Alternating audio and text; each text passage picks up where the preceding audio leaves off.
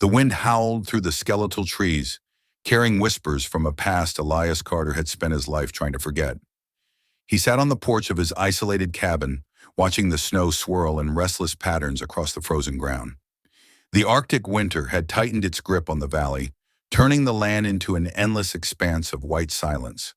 The lantern beside him flickered as a gust of wind cut through the trees.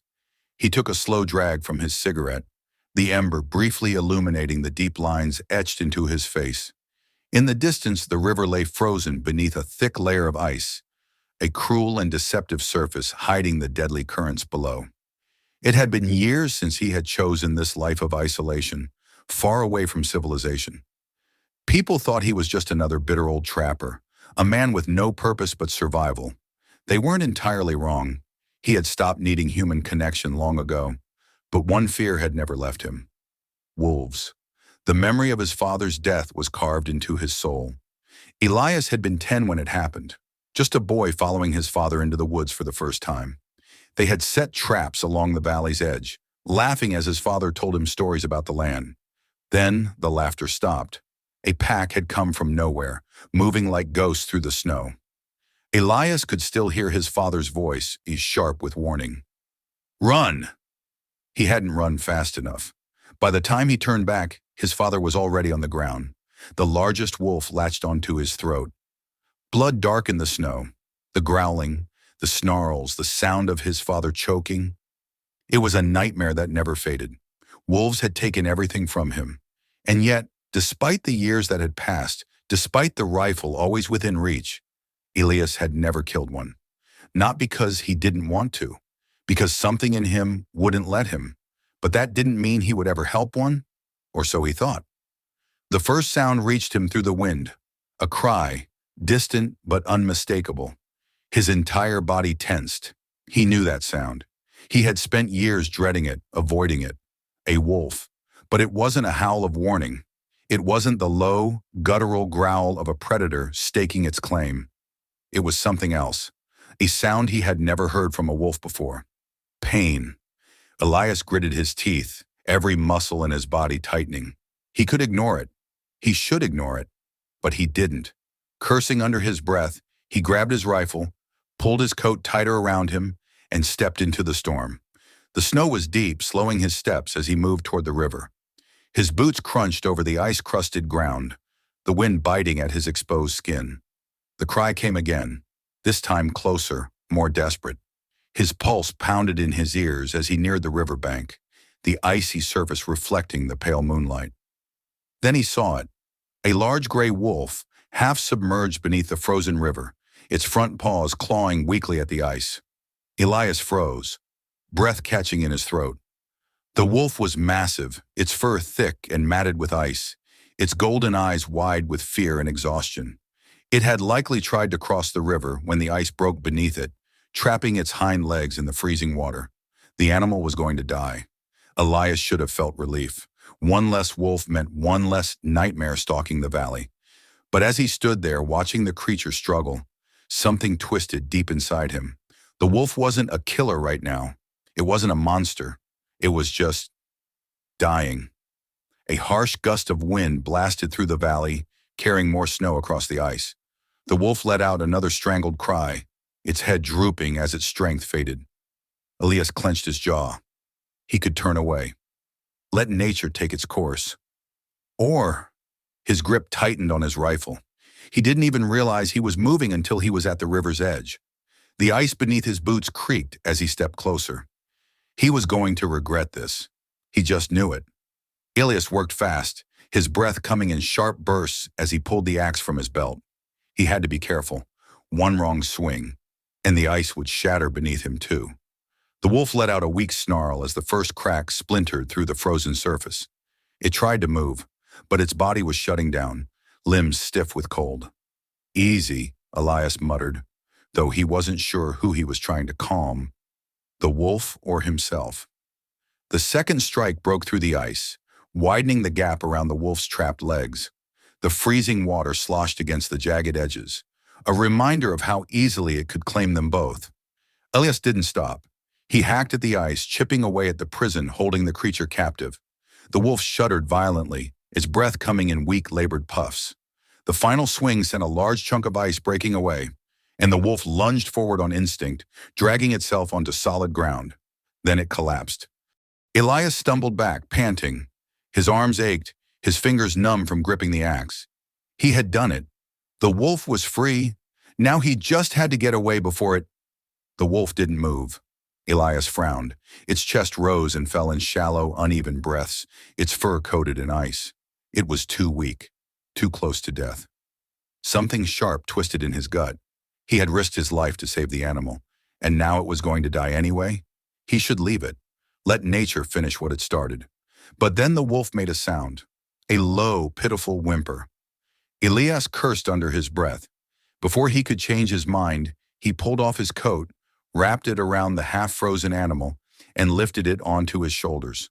The weight was unbearable. The cold seeped into his skin, but he forced himself forward, every step an act of defiance against the instinct screaming at him to abandon the wolf. By the time he reached the cabin, his legs threatened to give out. He kicked open the door, stumbled inside, and dropped the wolf near the fire. Then he collapsed beside it, chest heaving. He didn't know what the hell he had just done, but it was too late to turn back now. Elias sat against the rough wooden wall of his cabin, his knees pulled up, watching the unconscious wolf. His fingers trembled as he clutched the old hunting knife at his side. The firelight flickered, casting long, uneasy shadows over the room. The storm outside hadn't lessened. It howled against the cabin like a living thing, clawing at the walls, screaming through the gaps in the wood. And here he was, stuck in the middle of it with a wolf. He should have left it out there. His whole body ached from the cold, from dragging the half-frozen creature back with him. It lay there now, steam rising from its drenched fur, its breath barely visible. It was still alive for now. He didn't know why he had done it. For years he had feared wolves, hated them, ever since that night when his father never came back. The memory clawed at him now, as if the past had sunk its teeth into his skin and refused to let go. His father had always told him, "A wolf's instinct is hunger. Never forget that." And yet, he exhaled sharply. The damn thing hadn't even moved since he brought it inside.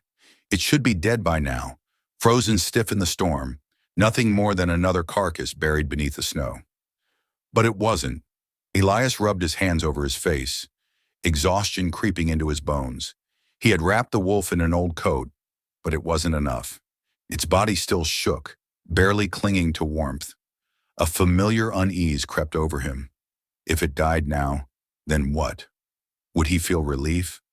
Or would he feel something worse? He cursed under his breath and stood up.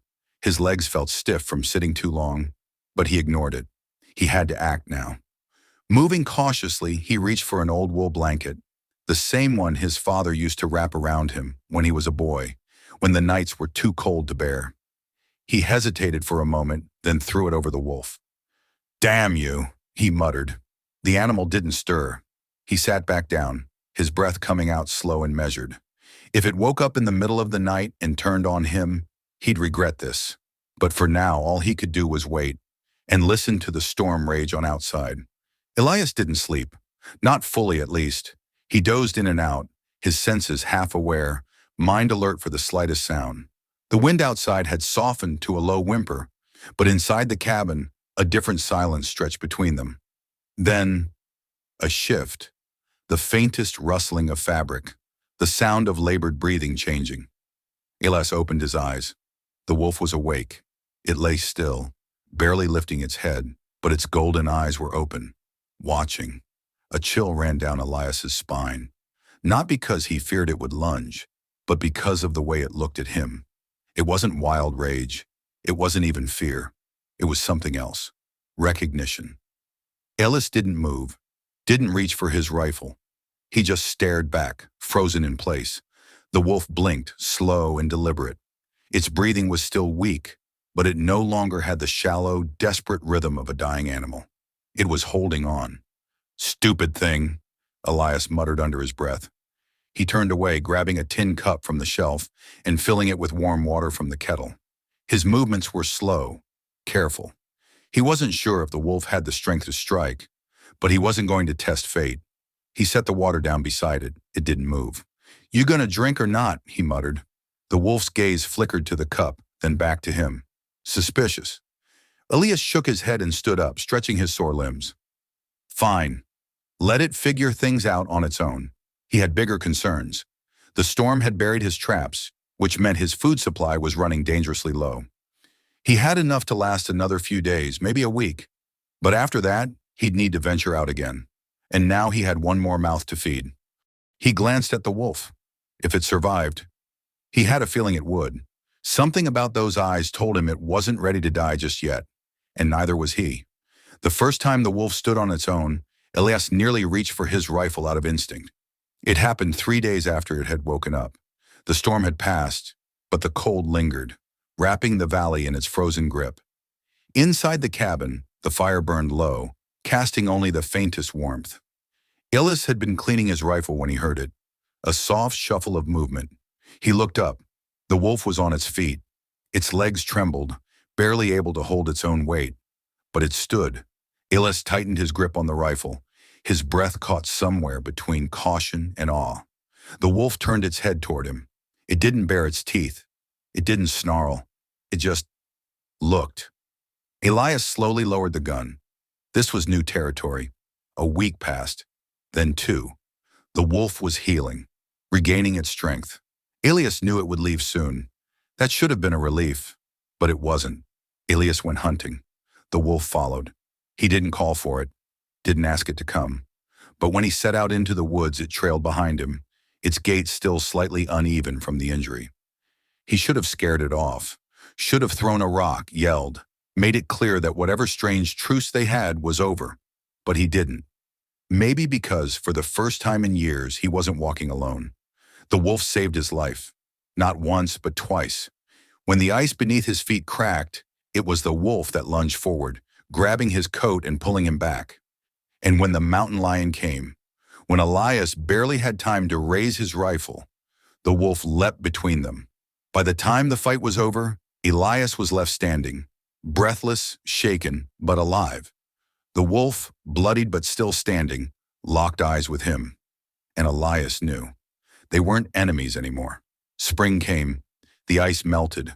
Elias watched from his porch as the wolf stood at the tree line, looking back one last time. And for the first time since he was a boy, he didn't fear wolves anymore, because this one had saved him. And in a way, maybe, he had saved it too.